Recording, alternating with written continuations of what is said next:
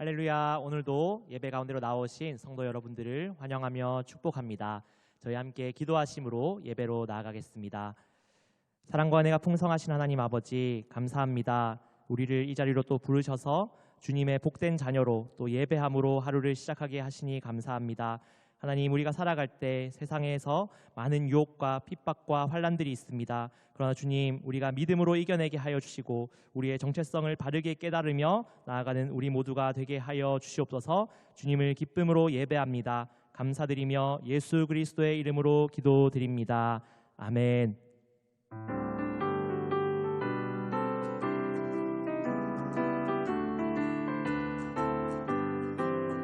내가 매일 기쁘게 순례의 길 행함은 주의 팔이 나를 안보함이요. 내가 주의 큰 복을 받는 참된 비결은 주의 영이 함께함이라. 성령이 계시네, 할렐루야 함께 하시네.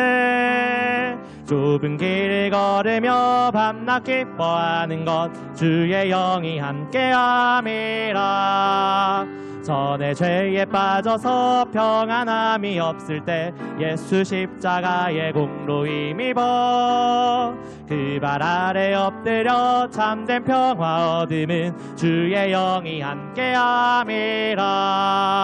성령이 계시네, 할렐루야 함께 하시네. 좁은 길을 걸으며 밤낮 기뻐하는 것 주의 영이 함께함이라. 나와 동행하시고 모든 염려하시리. 나는 숲의 새와 같이 기쁘다. 내가 기쁜 마음으로 주의 뜻을 행함은 주의 영이 함께함이라. 성령이 계시네, 할렐루야 함께 하시네. 좁은 길을 걸으며 밤낮 기뻐하는 것 주의 영이 함께함이라. 세상 모든 욕망과 나의 모든 정욕은 십자가에 이미 못을 박았네. 어두운 밤이 지나고 무거운 짐 벗으리. 주의 영이 함께함이라. 성령이 계시네, 할렐루야 함께 하시네. 좁은 길을 걸으며 밤낮 기뻐하는 것 주의 영이 함께함이. 성령이 계시네, 할렐루야 함께 하시네. 좁은 길을 걸으며 밤낮 기뻐하는 것 주의 영이 함께함이라. 세상의 유혹 시험이 내게 몰려올 때에 나의 힘으론 그것들 모두 이길 수 없네. 거대한 폭풍 가운데 위축된 나의 영혼 어찌할 바를 몰라 헤매이고 있을 때 주를 찬양, 손을 들고 찬양. 전쟁은 나에게 속한 것 아니리. 주를 찬양, 손을 들고 찬양. 전쟁은 하나님께 속한 것이리. 거짓과 속임수로 가득 찬 세상에서 어디로 갈지 몰라 머물거리고 있네. 공중의 권세 잡은 자 지금도 우리들을 실패와 절망으로 넘어뜨리려 하네. 주를 찬양 소들 들고 찬양 전쟁은 나에게 속한 것 아니리 주를 찬양 소들 들고 찬양 전쟁은 하나님께 속한 것이리 주위를 둘러보면 주위를 둘러보면 아무도 없는 듯 믿음의 눈을 들면 보이는 분 계시네 지금도 내 안에서 역사하고 계시듯 사망과 어둠의 권세 물리치신 예수님 주를 찬양 주를 찬양 소들 들고 찬양 전쟁은 나에게 속한 것 아니리 주를 찬양 소들 들고 찬양 전쟁은 하나님께 속한 것이리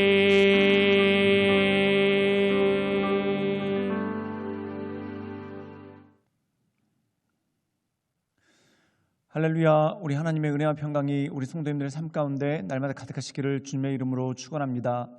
오늘 말씀 가운데 보면은 예수님께서 바리새인들과 안식일에 관해서 논쟁하시는 장면이 나오게 되는 것을 보게 됩니다. 바리새인들은 스스로 율법을 잘 지킨다고 생각했습니다.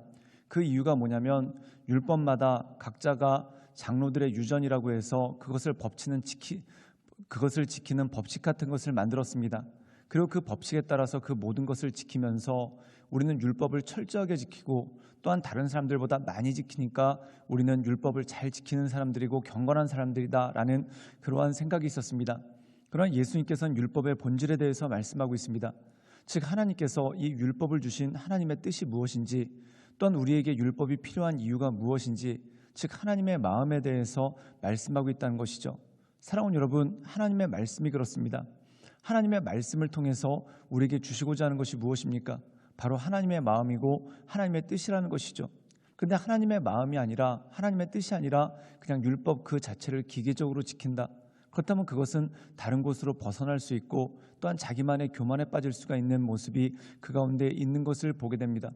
율법을 지키면서 더 나아가서 하나님의 말씀을 묵상하면서 하나님에 대한 사랑은 온데간데 없고 또한 오히려 강팍한 마음만 생긴다. 그렇다면 뭔가가 잘못되어 있는 모습이 그 가운데 있다라는 것이죠. 그러므로 오늘 말씀 가운데 보면은 예수님께서 이 안식일 논쟁을 통해서 이 안식일이라는 제도를 주신 더 나아가서 율법을 주신 하나님의 마음이 무엇인지 그리고 우리를 향하신 하나님의 마음이 무엇인지 그것에 대해서 말씀하시는 것이 오늘 말씀의 내용입니다. 그러므로 사랑하는 여러분, 우리가 날마다 하나님의 말씀을 묵상하고 또한 그 말씀 따라 기도하며 나갈 때 우리를 향하신 하나님의 뜻 또한 우리를 향하신 하나님의 마음을 잘 분별하여서 하나님께서 기뻐하시는 온전한 모습대로 날마다 살아가시는 우리 모든 성도님들 되시기를 주님의 이름으로 축원합니다. 마태복음 12장 1절에서 21절 말씀입니다. 그때 예수께서 안식일에 밀밭 사이로 가실새 제자들이 시장하여 이삭을 잘라 먹으니 바리새인들이 보고 예수께 말하되 보시오 당신의 제자들이 안식일에 하지 못할 일을 하나이다. 예수께서 이르시되 다윗이 자기와 그 함께한 자들이 시장할 때에 한 일을 읽지 못하였느냐. 그가 하나님의 전에 들어가서 제사장 외에는 자기나 그 함께한 자들이 먹어서는 안 되는 진설병을 먹지 아니하였느냐. 또 안식일에 제사장들이 성전 안에서 안식을 범하여도 죄가 없음을 너희가 율법에서 읽지 못하였느냐. 내가 너희에게 이르노니 성전보다 더 큰 이가 여기 있느니라. 나는 자비를 원하고 제사를 원하지 아니하노라 하신 뜻을 너희가 알았더라면 무죄한 자를 정죄하지 아니하였으리라. 인자는 안식일의 주인이니라 하시니라. 거기에서 떠나 그들의 회당에 들어가시니 한쪽 손 마른 사람이 있는지라. 사람들이 예수를 고발하려 하여 물어 이르되 안식일에 병 고치는 것이 옳으니이까. 예수께서 이르시되 너희 중에 어떤 사람이 양 한 마리가 있어 안식일에 구덩이에 빠졌으면 끌어내지 않겠느냐. 사람이 양보다 얼마나 더 귀하냐. 그러므로 안식일에 선을 행하는 것이 옳으니라 하시고 이에 그 사람에게 이르시되 손을 내밀라 하시니 그가 내밀매 다른 손과 같이 회복되어 성하더라. 바리새인들이 나가서 어떻게 하여 예수를 죽일까 의논하거늘 예수께서 하시고 거기를 떠나가시니 많은 사람이 따르는지라. 예수께서 그들의 병을 다 고치시고 자기를 나타내지 말라 경고하셨으니 이는 선지자 이사야를 통하여 말씀하신 바 보라 내가 택한 종 곧 내 마음에 기뻐하는 바 내가 사랑하는 자로다. 내가 내 영을 그에게 줄 터이니 그가 심판을 이방에 알게 하리라. 그는 다투지도 아니하며 들레지도 아니하리니 아무도 길에서 그 소리를 듣지 못하리라. 상한 갈대를 꺾지 아니하며 꺼져가는 심지를 끄지 아니하기를 심판하여 이길 때까지 하리니 또한 이방들이 그의 이름을 바라리라 함을 이루려 하심이니라. 오늘 말씀 가운데 보면은 안식일에 예수님께서 밀밭 사이로 제자들과 함께 걸어가셨습니다. 그런데 제자들 중에 일부가 배가 고파서 그 밀에 이삭을 털어서 그것을 비벼서 거기 있는 알갱이를 먹게 되는 그러한 일들이 생겼죠. 사랑하는 여러분, 구약의 율법에 보면은 이것이 잘못이 아닙니다. 혹시 길을 가다가 배고픈 나그네가 있다면은 밀 이삭을 비벼서 거기 있는 알곡을 먹는 것, 이것이 불법이 아닙니다. 다만 뭐가 불법이냐면 그 밀 이삭을 추수해 간다거나 또한 그것을 주머니에 넣어가거나 아니면 어디에 담아간다. 그럼 이것은 불법이죠. 그 이유가 뭐냐면 그 다음부터는 도적질이 되기 때문에 그렇습니다.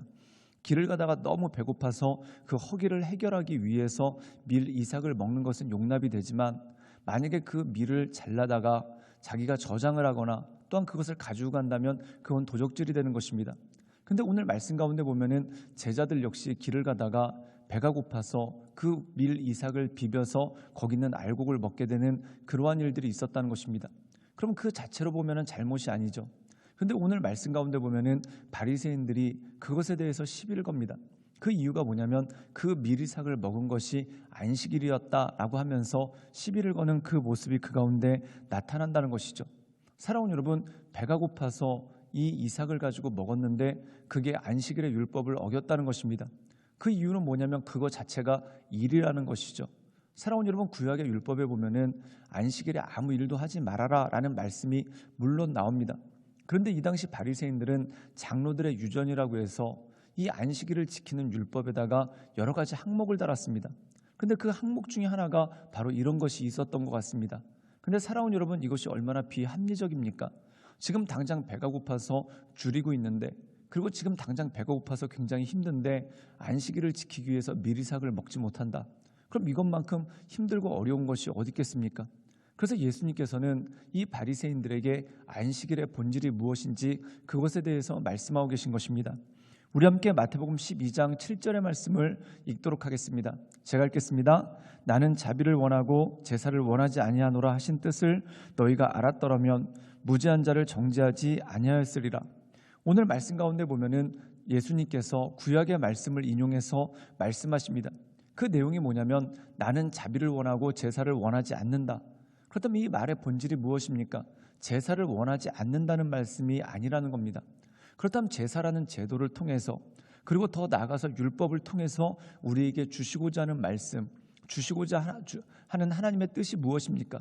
주님은 자비의 하나님, 즉 우리를 사랑하시고 우리에게 자비를 베푸시는 분이 바로 하나님이시라는 것이죠. 그렇다면 배가 고파 사람에게, 지금 당장 배가 고파 힘들어하는 사람에게 안식일을 지키기 위해서 밀이삭을 먹지 말아라. 그렇다면 이것만큼 잔인하고 이것만큼 어리석은 것이 어디 있겠습니까? 즉 바리새인들은 자기들은 나름대로 율법을 잘 지킨다고 생각했지만 하나님의 자비하심, 즉 우리를 사랑하시는 하나님의 마음을 간과한 채 그냥 기계적으로 율법을 지켜버리는 그 모습이 그 가운데 있었다라는 것이죠. 그러므로 오늘 말씀 가운데 보면은 예수님께서 율법의 본질이 무엇인 줄 아는가? 너희가 율법을 지키고자 하는 이유가 무엇인가? 주님께서 우리에게 율법을 주신 이유는 하나님의 자비를 알리고자 하십니다. 그런데 너희는 하나님의 자비에는 관심이 없고 단지 율법을 기계적으로 지키고 그걸 가지고 다른 사람들을 정죄하는 데만 관심이 있으면 이것이 어떻게 율법의 온전한 기능이고 또한 어떻게 율법을 바르게 지킨다고 할 수 있겠는가라는 그러한 질문, 그러한 책망이 오늘 말씀 가운데 나와 있는 것이죠. 그리고 오늘 말씀 가운데 보면 또 하나의 사건이 나옵니다. 그 사건이 예수님께서 안식일날 회당에서 사람들에게 말씀을 전하십니다. 그런데 한쪽 손이 마른 사람이 나옵니다. 즉 손이 말랐다는 것은 뭐냐면 그 손이 굽고 그 손이 마비가 되는 그러한 증상이 그 가운데 있었다라는 것이죠. 사랑하는 여러분, 손이 움직이지 않는다. 얼마나 힘들고 고통스러운 모습이겠습니까? 그런데 예수님께서 그 사람을 불쌍히 여기셔서 그 손 마른 사람의 손을 고쳐주십니다.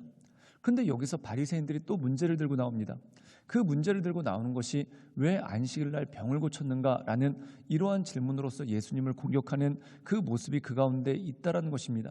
사랑하는 여러분, 그렇다면 이 손 마른 사람이 고통당하는 것, 이 사람에 대해서는 아무런 관심도 없고 단지 안식일날 병을 고쳤다, 이걸 가지고 시비를 거는 것입니다. 사랑하는 여러분, 손이 말라서 고통을 당하고 있었던 사람이 하나님의 은혜로 또한 예수님께서 베푸신 기적으로 낫게 되었다. 이것이 얼마나 크고 이것이 얼마나 놀라운 일입니까? 그런데 그것에 대해서 하나님께 감사하고 또한 이 손 마른 사람이 손이 펴진 것에 대해서 그에게 축하를 건네는 것이 아니라 오히려 안식일을 어겼다라고 예수님을 책망하는 그 모습이 이 가운데 있다라는 것이죠. 그렇다면 이들이 율법은 지키지만 결국 하나님의 마음은 전혀 알지 못하고 또한 그들이 율법은 지키지만 그 율법이 자신들의 의의를 드러낼 뿐만 아니라 그리고 다른 사람들을 공격하는 수단으로 쓰이게 되는 그 모습이 그 가운데 있는 것을 보게 됩니다. 사랑하는 여러분, 사랑이 빠진 율법, 또한 하나님의 자비가 빠져 있는 율법, 그것만큼 혹독하고 그것만큼 잔인한 것이 어디 있겠습니까? 그래서 예수님께서는 다시 한번 구약의 말씀을 인용해서 주님께서 우리에게 하나님께서 율법을 주신 이유가 무엇인지 그것에 대해서 말씀을 하고 있습니다. 우리 함께 마태복음 12장 20절의 말씀을 보도록 하겠습니다. 제가 읽겠습니다.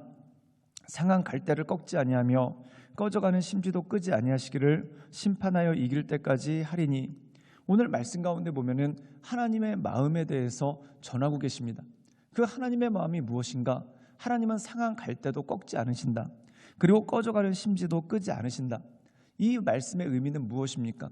하나님은 자비가 많으시고 사랑이 많으시기 때문에 결국 살리는 영이 바로 하나님이시고 또한 우리를 살리고자 하시는 마음을 가지고 계신 분이 바로 하나님이라는 것이죠. 즉 다시 말해서 우리가 하나님을 심판자라고 이야기할 때 어떤 스포츠 경기에 있는 심판처럼 생각하는 경우가 있습니다.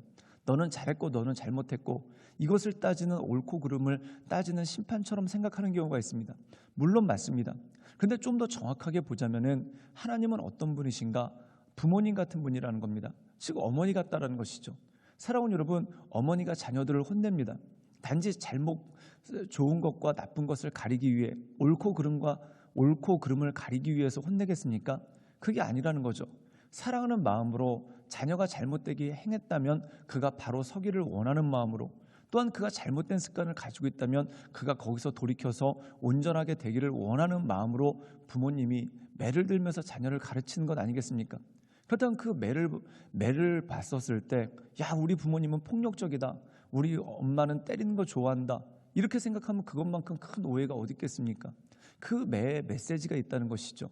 그 혼내는 거에 메시지가 있다는 것이죠. 즉 네가 그 잘못해서 돌이켰으면 좋겠다라는 그 엄마 아빠의 사랑이 있지 않습니까?